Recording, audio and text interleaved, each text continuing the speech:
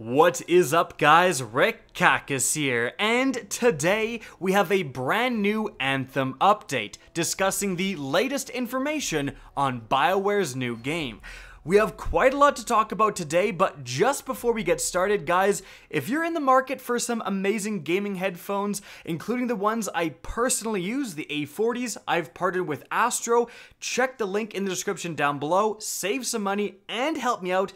Definition of a win-win right there. So, let's get right into the Anthem information. The first thing I want to talk about is pre-order bonuses. This comes up with every game in existence these days, and Anthem is no different. So there are going to be some different additions and bonuses you get for getting those additions.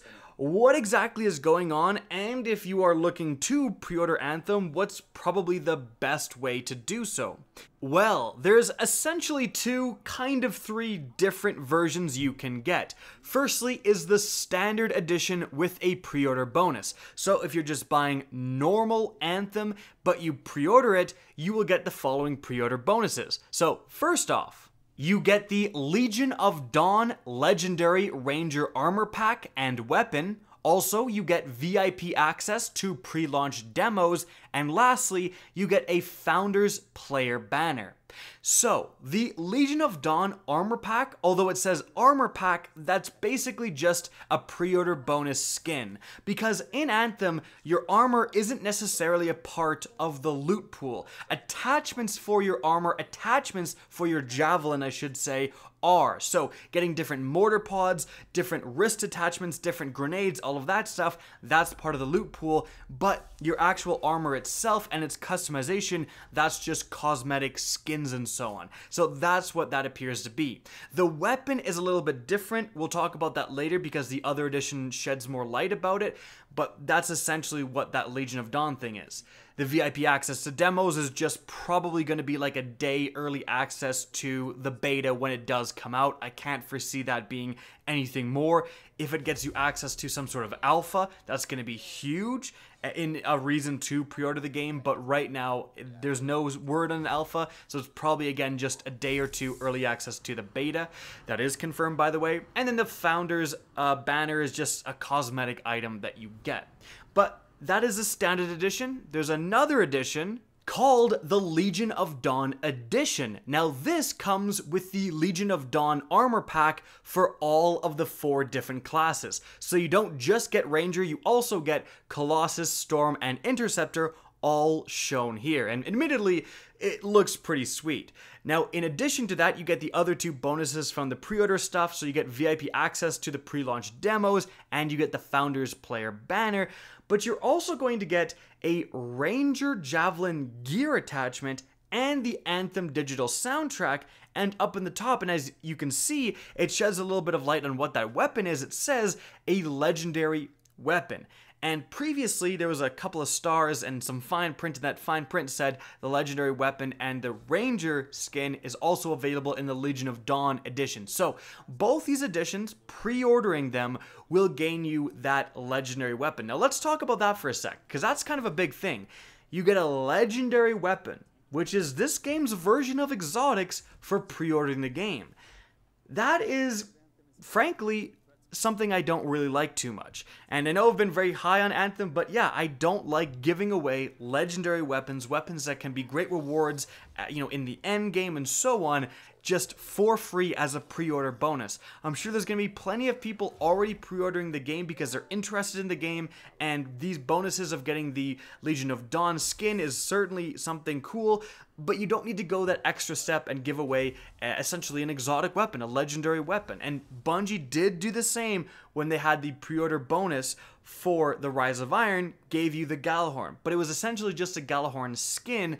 This isn't anything like that. It is giving you the actual weapon. So again, not a huge fan of that, especially if there isn't that many legendary weapons, kind of like there isn't actually that many exotics in Destiny. We'll have to see. We really don't know too much about the loot system in Anthem, but that is something to absolutely be aware of. If you want access to this stuff, you're gonna have to pre-order. Also, the Ranger Javelin gear attachment. Now, like I said, the armor isn't actually part of the loot table, but this, the gear attachment, certainly sounds like it is.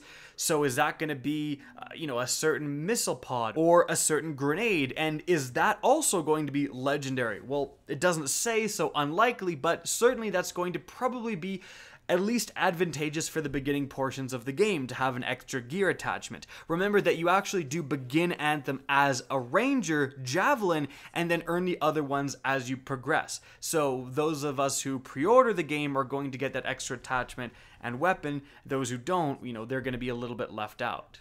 Now, admittedly, I'm likely overreacting because nowhere does it say exclusive weapon, so likely you can very much still earn this gun in-game without pre-ordering. Just pre-ordering gives you that guaranteed access.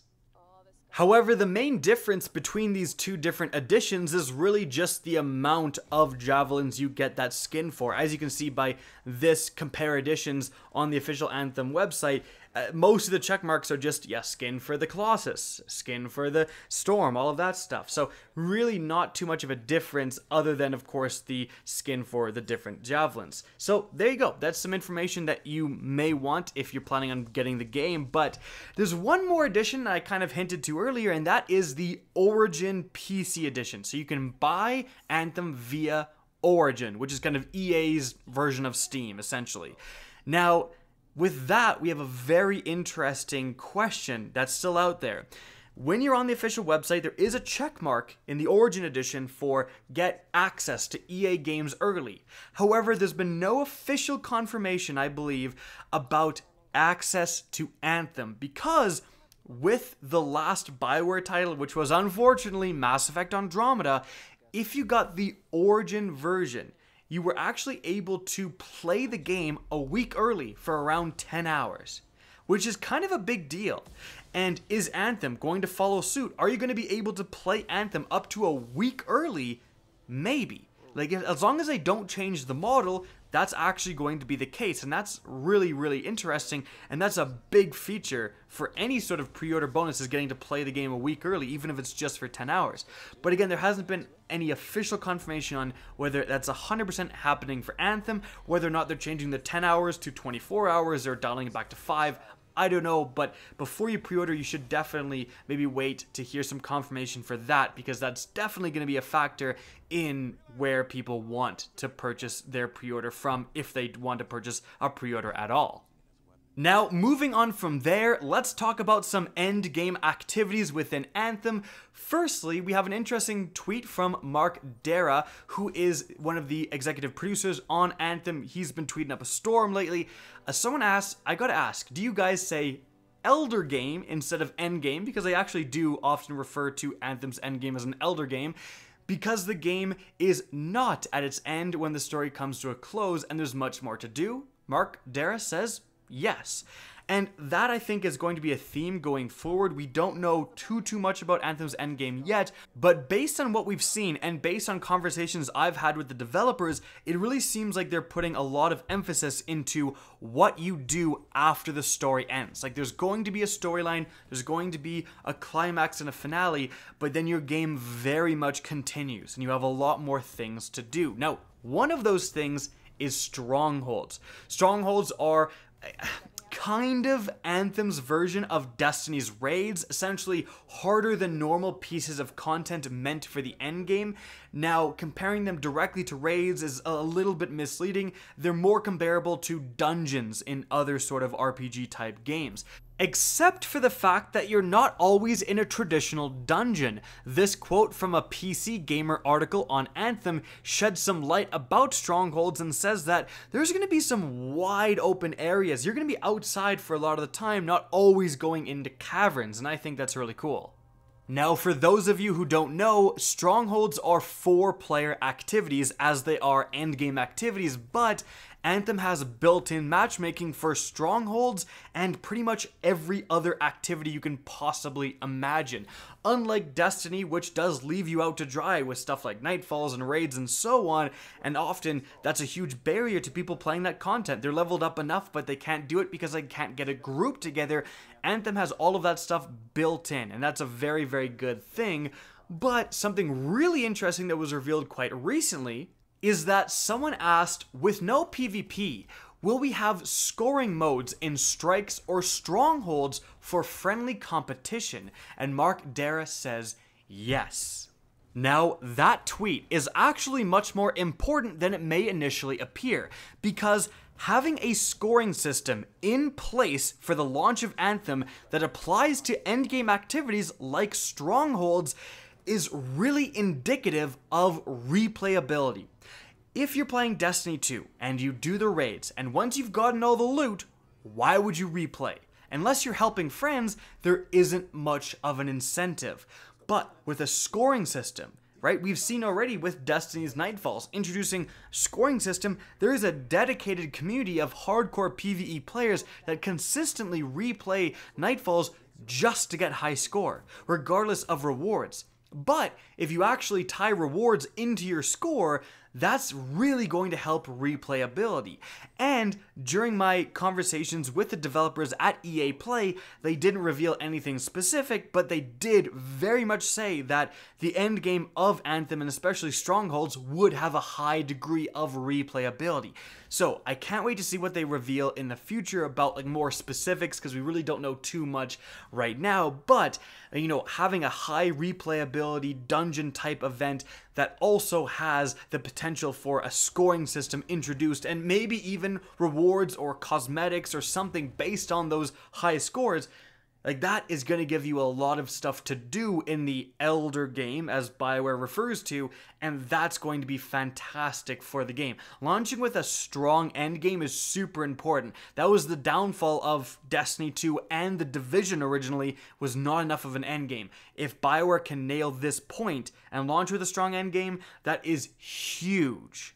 Now, moving on from there, the last thing we're going to talk about today is just baseline character information. I think a lot of people are going to assume that in Anthem, when you take damage, you heal over time, because that's the same mechanic that pretty much every game has adopted, but that's actually not the case in Anthem. In fact, you get health pickups, as confirmed by Mark Dara in this tweet.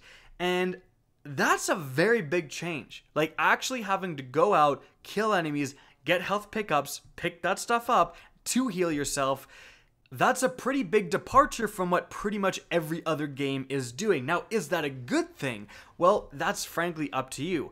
I am so used to playing games with automatic health regen, I'm frankly not sure I'm going to love a health pickup system. And systems like this pretty much always do mean that any sort of health regenerating abilities are used a ton and basically essential for anything in the end game. Now, those are some negatives towards that style of system, but there are also some positives. Having this style of system, a health pickup system, will really test your limits in the exploration mechanics of the game. How far will you push out from Fort Tarsus when you have low health? Like, will you retreat back, or will you keep going, try to kill some enemies, get your health back, and then keep pushing, right? Having that sort of feature is going to make it so that you can't just infinitely go out, and also it's going to make the game somewhat a little bit more difficult, especially during the end game. You know, I think a lot of gamers feel like some games, you know, Destiny 2 is another great example, are dumbing everything down, everything's more casual, everything's more easy, frankly, and having a game with a more old school, a little bit of a harder mechanic could actually be kind of a welcome thing in this day and age. But frankly, what you think of this feature is mostly going to come down to personal preference, but just wanted to relay this information to you guys. And that is it for today's Anthem update. I hope you guys enjoyed and found this informative. If you did, please remember to help me out by simply rating and especially sharing this video. If you guys want to see more Anthem content similar to this, don't be afraid to slap that subscribe button. And if you guys want to get in touch with me and keep up to date with the latest channel activity, the best way is to follow me on Twitter at RickCacus. That's linked in the description down below, as is my Twitch channel, which you can also follow. Again, I hope you enjoyed the video, and as always, have a good day.